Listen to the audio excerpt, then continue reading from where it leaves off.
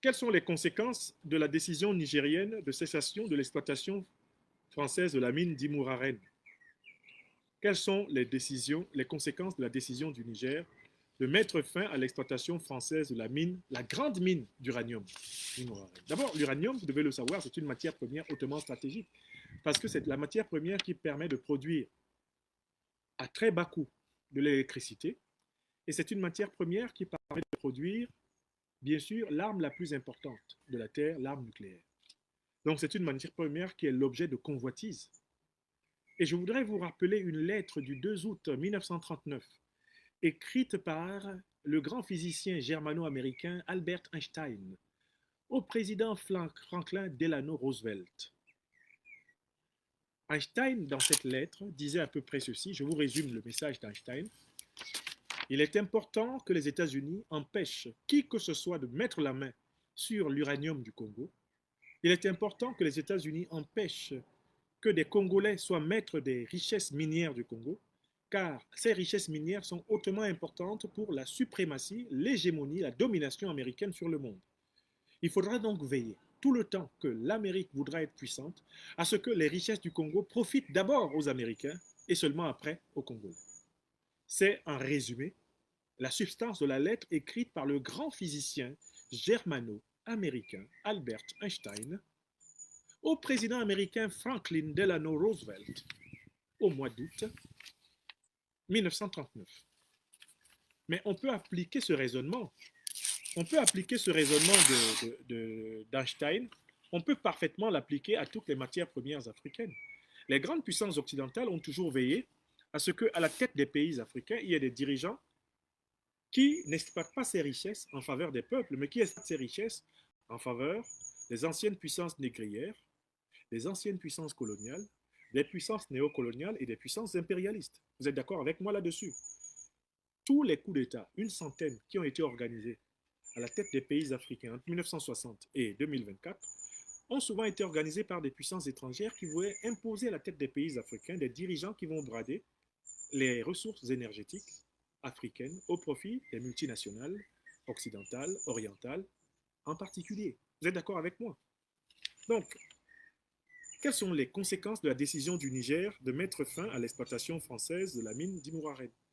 D'abord, le Niger pose là un acte de souveraineté. Premier mot important, la souveraineté. Il faut que vous sachiez, parce que j'ai lu les accords, que les Nigériens ne savaient pas, jusqu'à ce mois de juin 2024, la quantité de réel d'uranium qui était prélevée dans leur sol et exportée à l'étranger. Je recommence. C'est un acte de souveraineté. Le Niger a décidé de compter ses richesses et de les utiliser pour sa population. C'est la souveraineté économique. C'est la première raison. Le Niger, depuis son indépendance sur le papier, en 1960, n'a jamais maîtrisé la quantité réelle d'uranium qui est extraite de son sol et qui est vendue à l'étranger.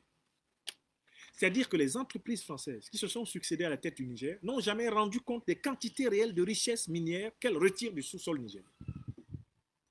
C'est cela qui prend fin. Désormais, le Niger a une balance. Les raisons pour lesquelles le Niger a refusé d'être volé par Talon, qui voulait que le pétrole nigérien sorte à Semekpogui et que les quantités ne soient pas maîtrisées par les Nigériens, sont exactement les raisons pour lesquelles les Nigériens ont décidé de mettre fin à l'exploitation française de l'uranium nigérien. Parce que tant que les multinationales françaises exploitaient l'uranium nigérien, les autorités nigériennes n'avaient aucune maîtrise sur les quantités réelles de leurs combustibles nucléaires qui sont exportés. Donc, écrivez bien, première raison, première conséquence, le Niger récupère sa souveraineté économique sur l'un des combustibles les plus essentiels de la Terre, l'uranium. Rendez-vous compte que le Niger, qui est le deuxième fournisseur d'uranium à l'Europe, à l'Union européenne, le Niger est un pays qui est encore, à l'instant où je vous parle, à 70% privé d'électricité. Je recommence.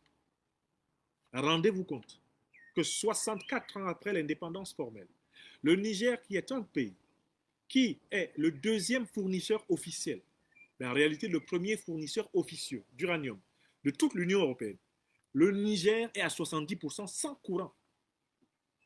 Alors que officiellement, on reconnaît en France, par exemple, que c'est 30% de l'uranium nigérien qui permet le courant en France. Donc, récupération de la souveraineté énergétique.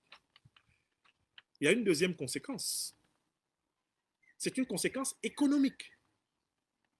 Le Niger va pouvoir redéfinir le prix de son uranium. L'uranium, aujourd'hui, sur le marché mondial, a des prix records. Mais ces prix records n'étaient pas répercutés sur la plus-value nigérienne. Ces prix records n'étaient pas répercutés sur la plus-value nigérienne. À partir de cette décision de devenir l'exploitant souverain de l'uranium, le Niger se prépare à avoir une source de devises étrangères forte.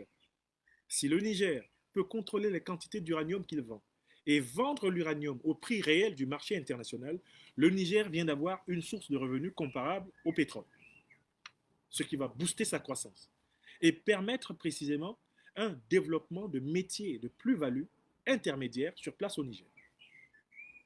Conséquence économique, le Niger va gagner plus d'argent. Écrivez ça. Écrivez. Écrivez. Tilana. Tilana. Il y a une troisième conséquence qui est extrêmement importante. C'est la conséquence géostratégique et géopolitique. Écoutez-moi bien. Dans les prochains jours, les néocolons français, les impérialistes de l'OTAN, vont se mettre à accuser le Niger de vendre l'uranium à des puissances hostiles à l'Occident. Ce sera un mensonge comparable à celui qui fut inventé contre Saddam Hussein.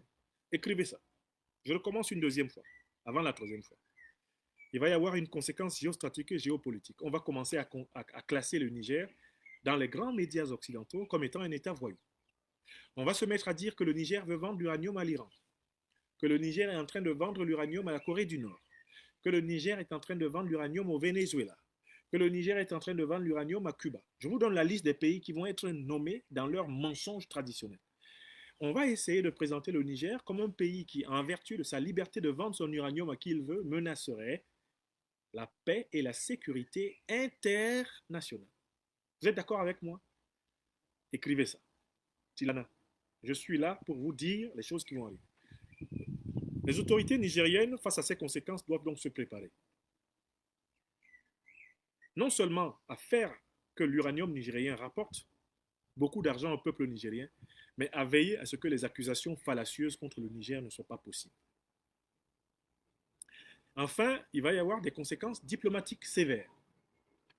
Je voudrais vous rappeler que lors de son dernier passage, la chef de la délégation diplomatique américaine, Madame Molifi, avait menacé le Niger de coups et blessures au motif que le Niger serait en train de vendre l'uranium à l'Iran.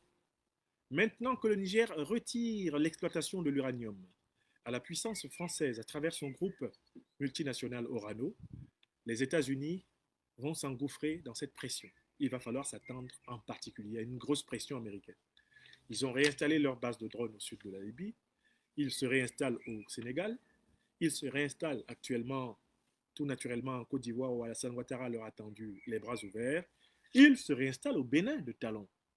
Ils ont encore des antennes au Tchad et ils vont tenter d'armer la fameuse rébellion dont nous parlent les médias français depuis quelques heures et qui n'est rien d'autre qu'une invention de l'OTAN et de la France-Afrique, le soi-disant Front patriotique du Niger, qui a été chargé de saboter les installations eh bien, de, du transport du pétrole, donc du pétrole nigérien à travers le Niger et à travers le Bénin. Ce groupe-là dont vous avez entendu RFI faire le lancement, France 4, TV5, qui sont les médias officiels de communication des terroristes au Sahel, ce groupe-là bénéficie du soutien de la France-Afrique, donc ça veut dire de la CEDEAO. Il bénéficie du soutien de l'OTAN.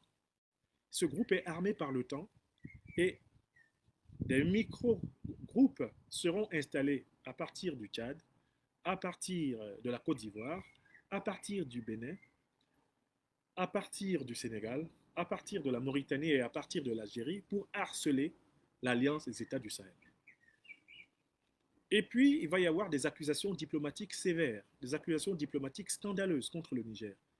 J'appelle le ministre Bakary Yahou Sangaré a affûté les équipes de diplomates, car des mensonges abondants vont pleuvoir sur le Niger. Il va falloir y répondre par une résistance diplomatique et par des alliances fortes qui ont été tissées justement avec la Chine et avec la Russie, des alliances diplomatiques fortes avec l'Iran, avec la Turquie, avec le Venezuela. Il va falloir se préparer à une grande tempête médiatico-diplomatique.